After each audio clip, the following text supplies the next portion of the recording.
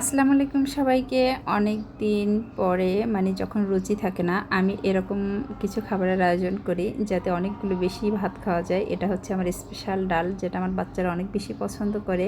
তারপরে ডিম ভুনা, আলু ভর্তা, শাক ভাজি, এটা হচ্ছে কলমি শাক ভাজি। তো হয় কি, এগুলো করতে একটু সময় লাগে, কিন্তু খেতে কিন্তু অনেক বেশি ভালো লাগে আর অনেক বেশি পেট ভরে ভাত খাওয়া যায়। আর বেগুন ভাজি, এটা তো হচ্ছে কি যে মাছ মাংস খেলে কিন্তু কেমন মুখে একটা অরুচি ধরে যায়, আর খেতে ভালো লাগে না। তখন মনে হয় একটু ডিফারেন্ট কিছু আইটেম করলে সেগুলো ভালো লাগে। এটা হচ্ছে কচুর শাক ইলিশ মাছের মাথা দিয়ে, অনেক টেস্ট হয়েছে এটা যদিও।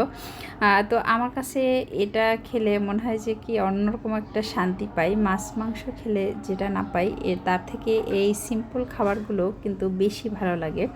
ডিম ভুনা আমার ছেলেদের অনেক পছন্দ, আমারও অনেক পছন্দ। তারপর হচ্ছে ডিম ভর্তা, এটাও অনেক পছন্দ ওদের।